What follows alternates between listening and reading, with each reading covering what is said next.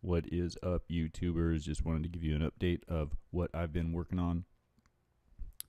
Aborted attempt at commentary on the Democratic presidential debate. This wraps up my latest Motel 6 session.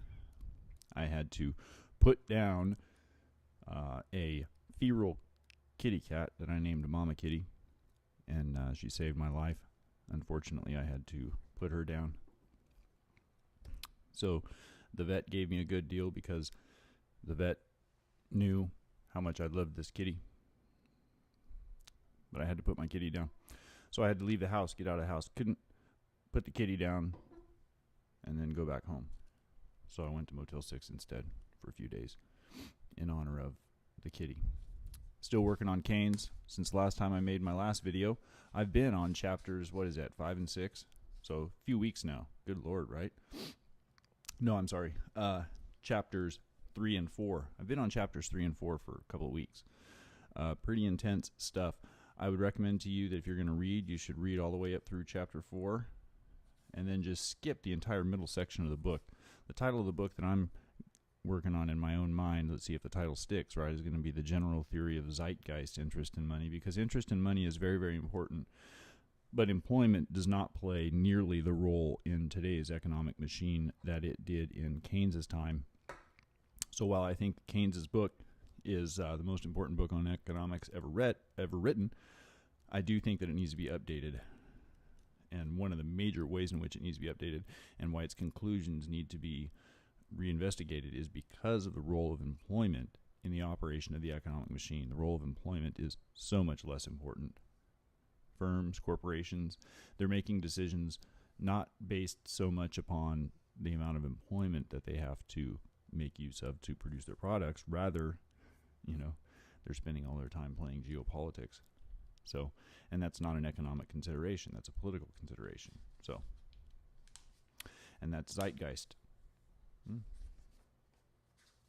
So it would be the general theory as a function of zeitgeist, interest in money. So some interesting things to look out for.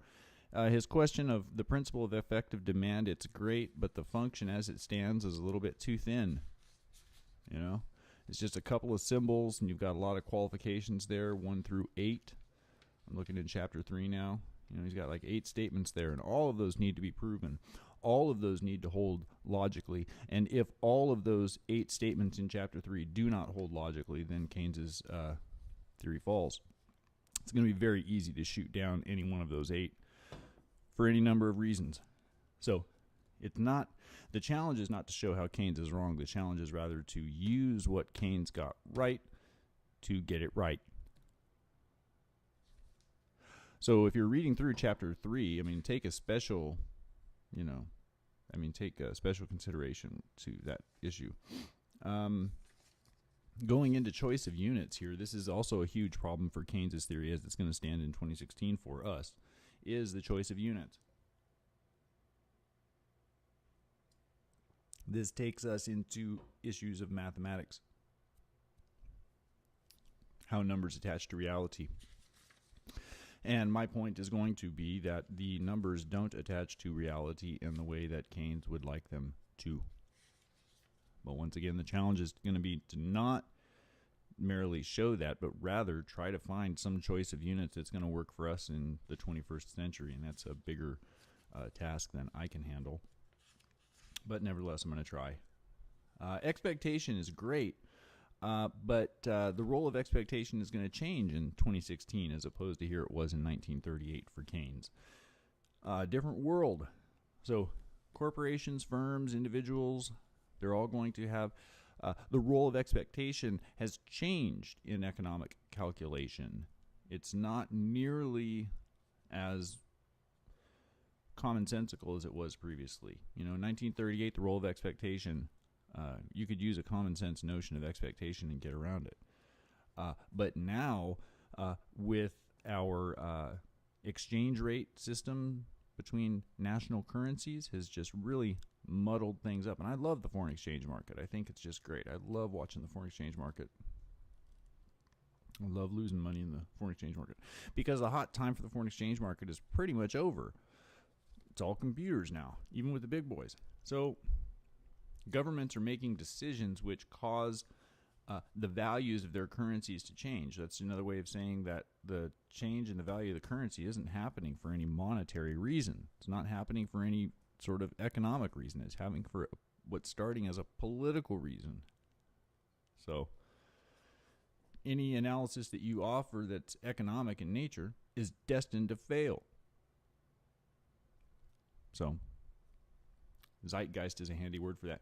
If you're going through Keynes's book, it might be good for historical interest to look at the whole middle section of the book, but I'm just skipping it. I'm not even dealing with it. I've read the book several times, so when I say I'm skipping the propensity to consume sections, it's not like I haven't read them. But are you kidding me? Propensity to consume? So, and then you have to pick Keynes back up, and this is, I guess, the most important reason why I had to pick this video, and let you know what I'm up to and why it's going to take so long to get my book written, is that you have to return to the book. You know, you can't just say, oh, I'll just skip the inducement to invest, I'll just skip the propensity to consume. Basically, you can skip all of books 3 and 4, in my mind. But then you have to pick them up in chapter 13. There's the general theory of the rate of interest. Starts talking about the classical theory. I would skip 15. 16's good. 17 and 18 absolutely have to be read. All of book 5 is great. All of book 5 is necessary. So that's where I'm at. That's what I'm working on. Basically, I've got the first half of Keynes' book down because I'm going to ditch the propensity to consume sections. So, but I'm going to have to spend double time on the back half of the book because when he gets to do his theory of prices, it's pretty insanely fun, but very, very complex. Not a fan of Austrian economics. God bless you. You and YouTube.